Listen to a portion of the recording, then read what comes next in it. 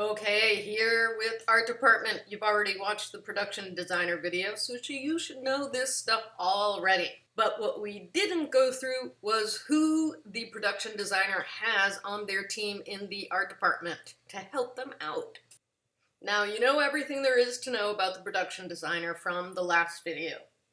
But let's see who assists, who is there to help out the production designer in the art department. And the art director is next up. Now, the art director reports to the production designer, and pretty much folks report to him or her. But the art director is less of a creative position as it is a managerial and sort of coordination position. In fact, on really big shows like Batman, the trilogy, and well, all of the Batman films that we talked about in the last video, those were shot in multiple locations in multiple countries. So there can be more than one art director on a really big show.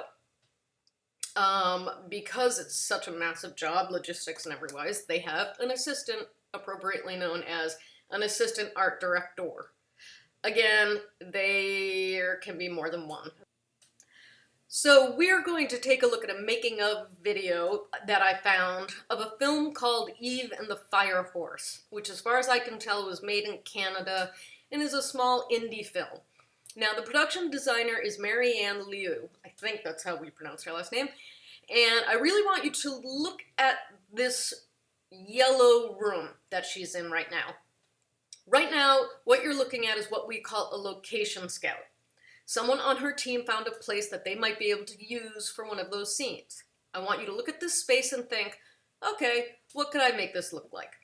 And then later on, you'll see this space again. So I'm going to repeat this scene. Take a look at it. The art department will precede the shooting crew to prep all of the sets. Nikolai, we should shoot this way. Yeah, I wouldn't go that way because of the, the hospital. Yeah. Except, you can get maybe an angle or two if ever with partition. My job as a designer is to create the look and the feel for the movie so that we are describing not only place and time, but characters and backstory of the characters.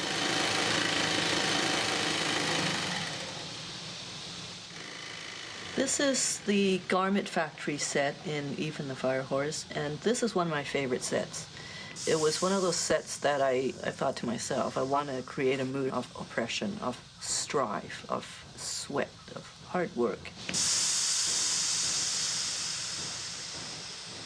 I designed it knowing that if you create visual chaos, you will have strife, you will have oppression.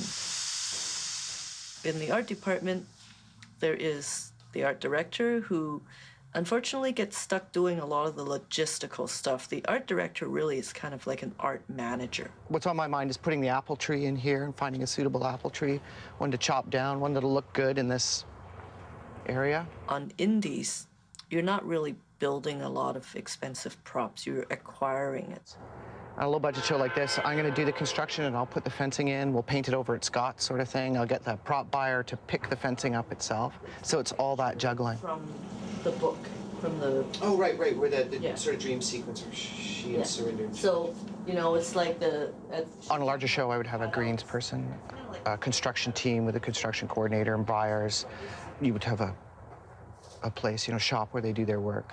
You have to work on the fly. You have to design. You have to be able to pull things out of your hat and go, oh, we can't afford this. What are we going to do? And pull ideas out. So it pushes you to your limit.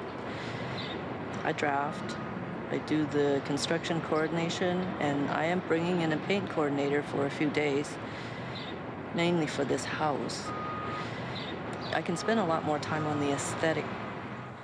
We've wallpaper everything. Oh, this piece is up now. Set deck is ready to come in. The bed's actually going to be placed here.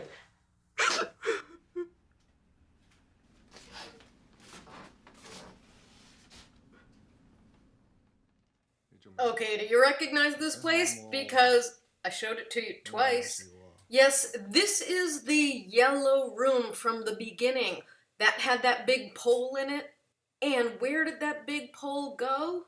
It went right there. When the production designer was on that Scout in the Yellow room, she could already see, oh, if we frame it this way, we can actually take this industrial space and make it look like it's a small bedroom and that this pole is just part of a wall.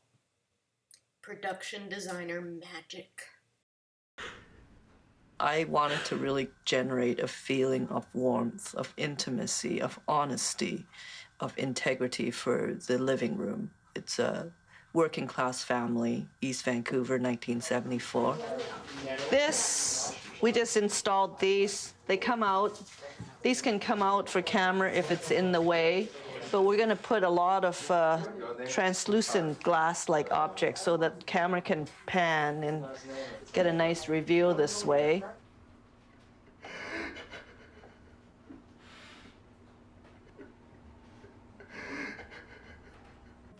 I just need one more prize to put in there. Okay, maybe put a radio or yeah, or maybe a camera or something. Motorcycle. Okay, basically what she's doing here is being her own graphic artist. On a bigger show, she'd have a totally separate person or people being graphic artists. And they're responsible for making anything that it has a graphic element that needs to be made. You guys know from copyrights that you can't use billboards and posters and logos that are already existing because you get sued. So what do? You have somebody make your own fake one. And that's the job of the graphic artist. And right now, that's what she's doing with a lotto ticket. 喂，我中咗啊！我中咗啊！我又中咗 Cadillac 啊！哇，中咗 Cadillac！ And that's the art department. Now, you learn about the set designer basically when we were going over production designer because I showed you a lot of concept art that the set designer worked hand in hand with the production designer to come up with. But you're going to have to watch the rest of the videos to learn about the rest of the departments that work under the production designer. Have fun! Hi guys!